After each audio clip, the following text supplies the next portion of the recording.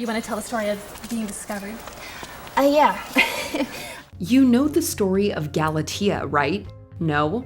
She was created as the image of the perfect woman by a sculptor named Pygmalion, and given life by Aphrodite as a gift to the artist. Even if you don't know the names though, you can probably connect the myth to its real-world parallels.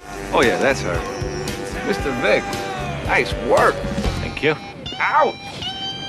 My God, I'm good. Culture, which has traditionally operated through a male lens, creates the ideal of a woman and deems her lovable when she embodies those ideals. But what about the woman who sculpts herself, who has a mind and spirit that can't be contained within such limited parameters? Well, that's where things usually get messy, for the woman that is. You know, jump on the bandwagon, everyone's making fun of us and... Making fun? What? Yeah, what are you talking about? We just don't know what to make of someone who refuses to stay in the mold we've created for them, especially if her looks personify the mold. Pamela Anderson knows this struggle better than most. May we talk briefly about your breasts? What are they? Who are they? Those things I'm just tagging along with? Since her first brush with fame in 1989, people have tried to put her in one category or another, but her consistent refusal to stay put has inspired no small amount of backlash. She has been ridiculed, she has been condemned, and today we're looking at how Pamela Anderson has been misrepresented.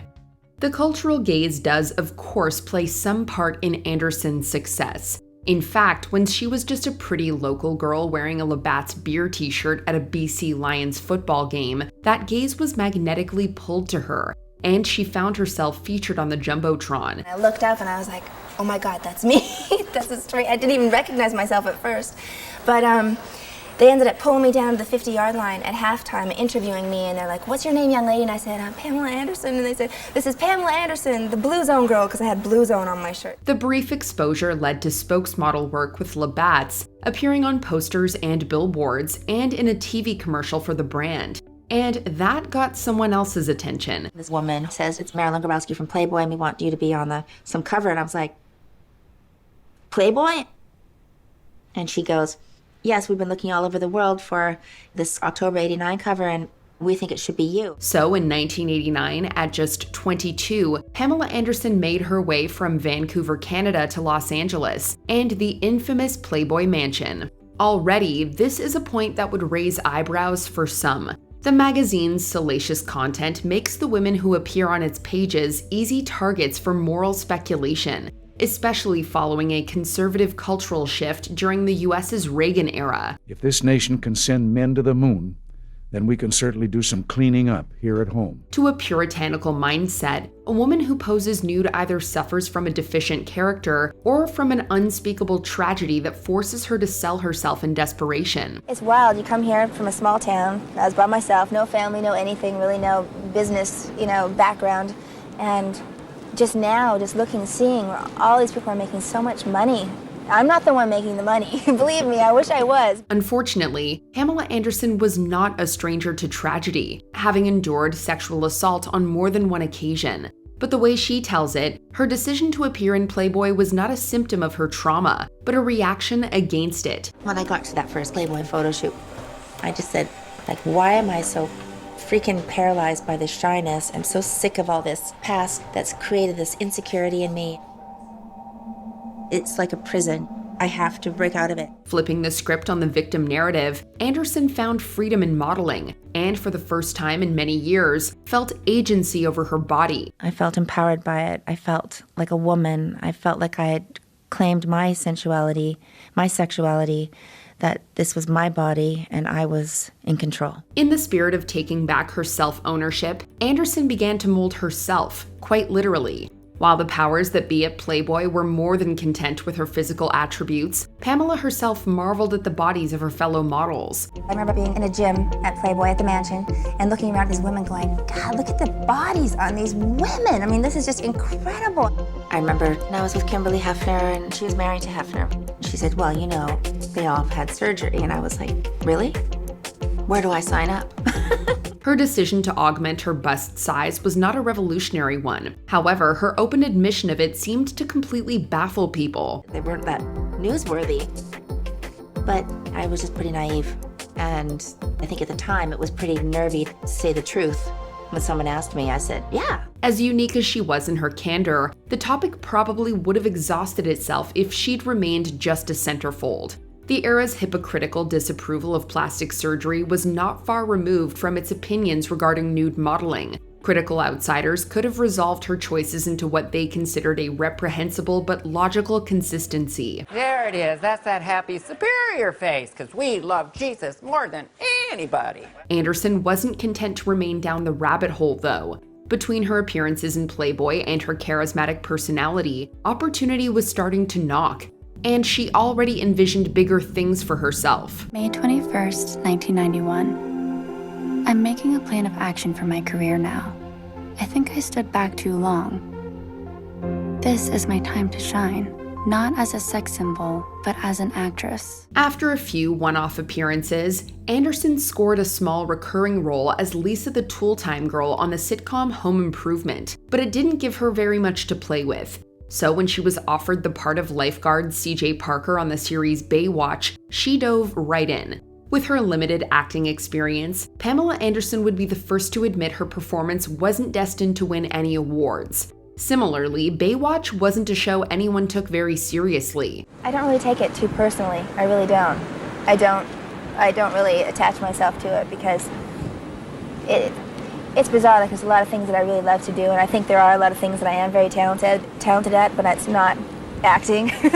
So I'm kind of just going, whoa, okay, I've got everybody fooled. The series still became a massive hit, not just in the US, but around the world. And Anderson, with her undeniable star quality, was its most popular cast member. I walk out of a plane into the Twilight Zone because everyone just chases you down streets and CJ, and it's amazing. It's amazing to fans. After becoming one of the most recognizable women on the planet, Pamela Anderson also became one of its busiest. Not only was she acting and modeling, but she started to get into business ventures, like a partial ownership in the LA nightlife spot Sanctuary. It was there that she crossed paths with Motley Crue drummer Tommy Lee for the first time. I gave everyone a Goldschlager shot to celebrate, but Tommy thought it was only for him, so he came bounding over everybody and sat next to me and licked the side of my face. And I licked Melanie's side of her face and went all the way around. After that night, the phone wouldn't stop ringing. Lee doggedly pursued Anderson, eventually wearing her down after he followed her to a photo shoot in Mexico in February 1995. The attraction between them proved to be too powerful to ignore. And he just looked at me and he goes, "You want to get married?" And I was like, "Yeah, I do." And he goes, "Have you ever felt this way before?" I go, "Never. I've never felt this way before." And he goes, "Okay." And he took his friend's skull ring off, put it on my finger, and that was it. They had known each other for 4 days when they tied the knot. To say they shocked the public when they returned home would be an understatement. We landed to so much paparazzi. It was crazy. Everyone was in shock. For those who already had a certain image of Pamela Anderson in their minds, her impulsive marriage to a rock star famed for his wild antics was just more proof of the archetype they'd ascribed to her. Somebody flighty and unserious, whose only substance was in her physical enhancements. Why not? What's wrong with that? Beach bodyguard. You got a great body, why not? Why not use it? That's what I say. Why's everything got to be about the acting? For anyone in the position to know the couple better, the story was very different. Despite an unconventional courtship, Anderson and Lee settled into a very sweet married life together. We got married because there was a real chemistry between us, and it was very quick.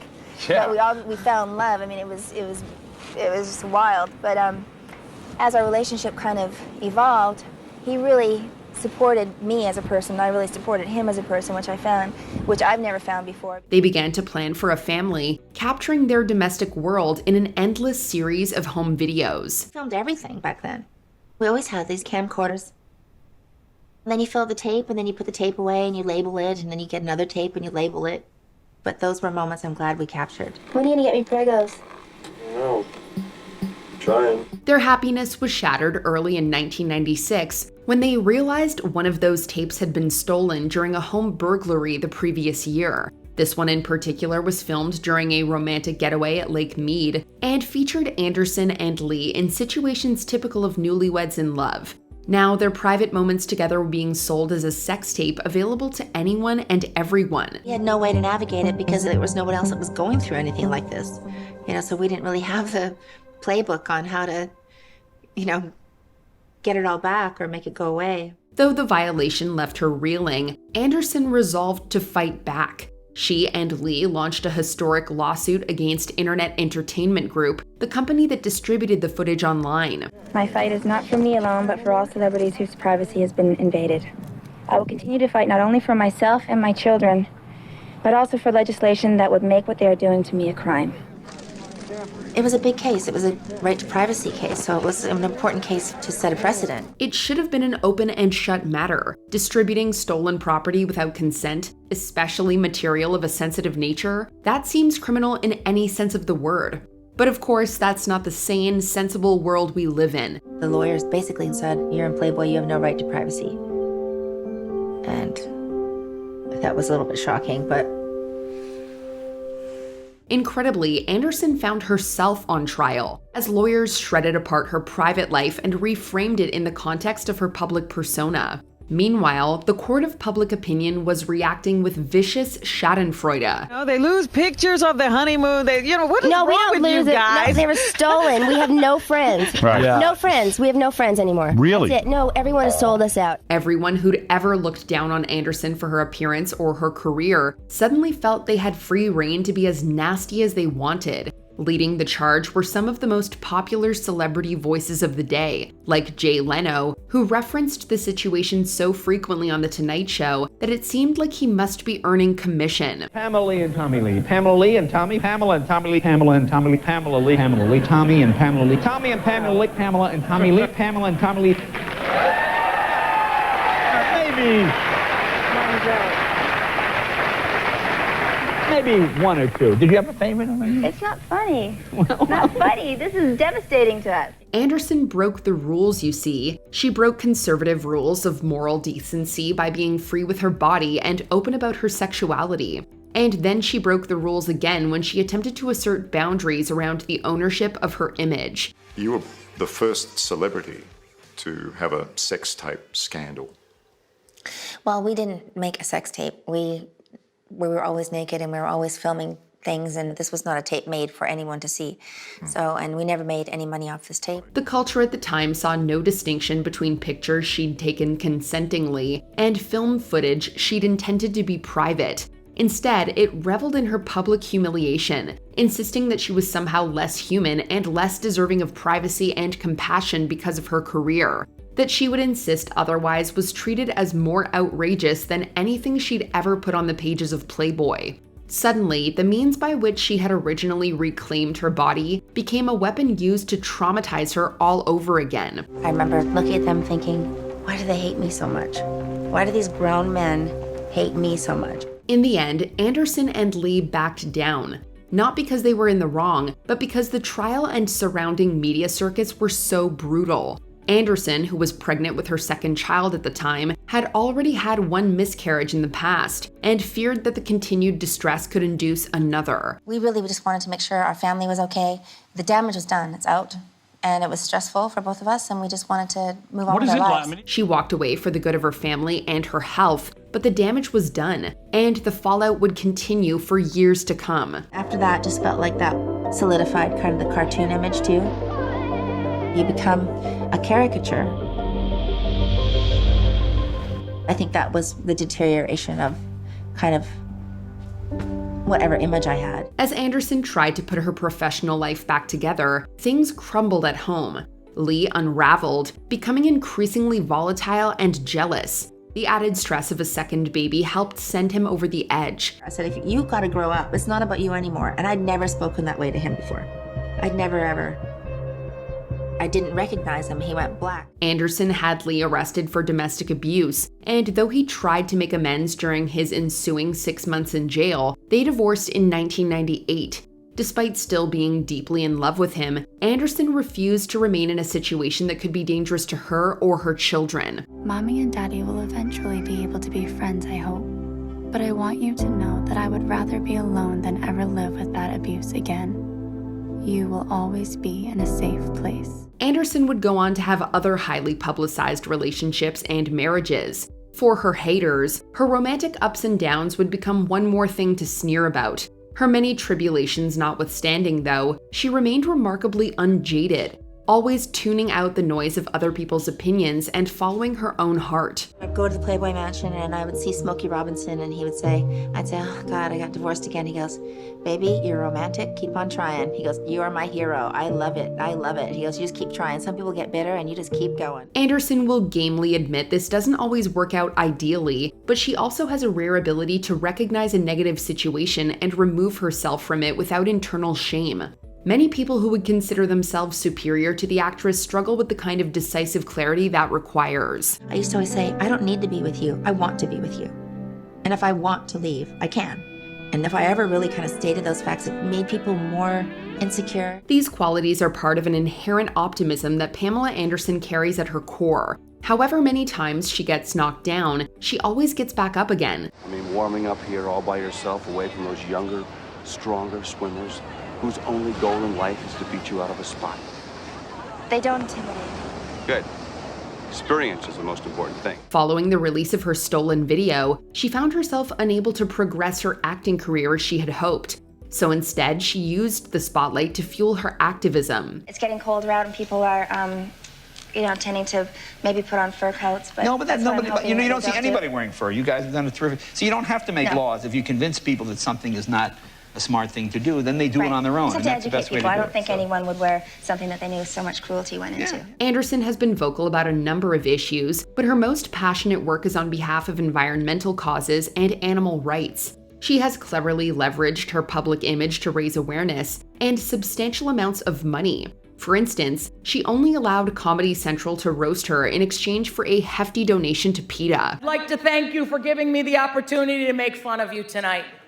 I think the reason the world loves you so much is that you're beautiful and famous, yet you still treat everyone you meet with kindness and respect. Watching the way Anderson repurposes pain into positivity is impressive. Not only does it illustrate her strength of conviction and the endearing sense of humor she has about herself, but it also shows us her considerable intelligence and a canny mind for media strategy. You get a sense of me being a mom and juggling this crazy, silly career, running around being naked and saving animals. Which, that must be quite a juggling act. Sorry, it is a juggling act, yes. Looking closer at her life in the public eye, these attributes have been present the whole time.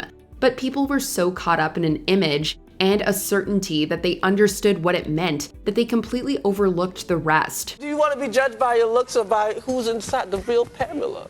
Well, the whole package. The whole package, the whole package. There is no denying that popular culture has been ruthlessly unfair to Pamela Anderson, as it has been to so many women before her who didn't fit in boxes. However, by virtue of living in the modern age, she does have an advantage that many of those women never did. She has a platform of her own. Obviously, I'm all these different things. I didn't take you to write these little notes and stuff like that, obviously. I understand, but this is a global business. It can be a global business. I'm a global business. I created a global brand. Just as she once asserted control over her body, Anderson has steadily worked to take back control of her narrative. Subtly at first, but more and more directly as time passed. And in recent years, her efforts have really started to pay off. I needed to show everybody that I'm just more than what they think. And I wanted to prove people wrong. It's always fun to do that. As wider conversations about patriarchy and misogyny have gained prominence, it became clear that Pamela Anderson was long overdue for a reevaluation. For her part, Anderson was ready to meet the moment. In fact, she had been ready. It's just natural. Like, I kind of knew this was going to happen at some point. I didn't know who was going to be listening or if anybody would care, but I'm just really grateful that I've been able to tell my story. In the 2023 documentary, Pamela, A Love Story on Netflix, she went in depth about her past and present, her honest vulnerability striking a chord with viewers. However, it was her other projects that seemed to take everyone by surprise. You want to know something? I always wanted my name in the papers. Roxy Rock Chicago! Her stint as Roxy Hart in Chicago on Broadway seemed like a stunt casting, but was met with overwhelmingly positive reviews. Who knew Pamela Anderson had so much razzle-dazzle? In addition to publishing her memoir, Love, Pamela, she put out I Love You, Recipes from the Heart, a vegan cookbook that included personal stories alongside her recipes, and got kudos from the likes of Martha Stewart. This is the sourdough Guinness gingerbread cake, which everybody loves. Okay, I'm gonna just start trying it. Okay, I hope that's all right. So this is the caramel sauce. Ooh, yum. Is this the caramel sauce? Let's make sure. Excellent. Yes, this is the caramel sauce. Okay, and you also have this and some orange. Yes, What does the orange do? I'm a kind of a cave woman, so I just rip it apart and put a little side. Who would have guessed that Pamela Anderson is a talented writer, or that she's so domestic? Well, in fact, anyone who had really paid attention to Pamela Anderson in the past wouldn't have been so amazed. I have these cookie dreams, I write them down, I have lots of stories. I used to win creative writing awards when I was in school. From the beginning, she's been as open about these facets of herself as she has her body. It just took a few decades before we were ready to accept her as a complex individual. Unfortunately, it's hard not to notice that this cultural embrace is coming at a time when she's not just older, but actively creating separation from her hypersexualized past persona. Every girl wants to be sexy. Every girl wants to be,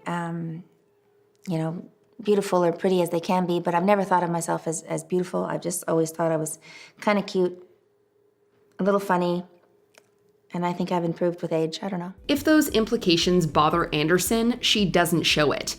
A hallmark of her career is her constant evolution and the way she subverts expectations by just doing her own thing. You're not going to scare anybody. That's what I found. People aren't falling over backwards. Oh no, she's so ugly. It's just how it is, what it is, and self-acceptance is a beautiful thing. Her decision to go without makeup at Paris Fashion Week in 2023 was a choice she made for herself, but it still turned heads and headlines all over the world. Once upon a time, the decision to appear visibly older than 30 in public would have gotten Anderson mocked and belittled. However, her natural look has been largely celebrated. Not that it would make a difference to her if it wasn't. I'm good enough as I am, and I don't need to chase this impossible dream. And that was the great parallel too with the character I got to play in The Last Showgirl. Yeah. In the midst of all of this, Pamela Anderson also finally got the opportunity she dreamed of back at the start of her life in Los Angeles. The chance to test the waters as an actress in a serious project. I feel so good about myself in this show. And you and Marianne and Hannah can't understand. But the costumes, the sets, being bathed in that light night after night, feeling seen, feeling beautiful. That is powerful. In 2024, she starred in The Last Showgirl to widespread acclaim. Not only was the film deemed a success, but Anderson earned Best Actress nominations at the Golden Globes and the SAG Awards for her work. It was a long road to get here, kind of an unorthodox route, I guess, but I'm here. And it's just so exciting. I'm thrilled. It's hard to believe, but I want to enjoy every minute of it, and I'm excited. At the time of writing, she has several film projects upcoming, two of which are serious dramatic pieces. But her role in the reboot of The Naked Gun proves she hasn't lost her taste for comedy either. Please, take a chair. Thank you.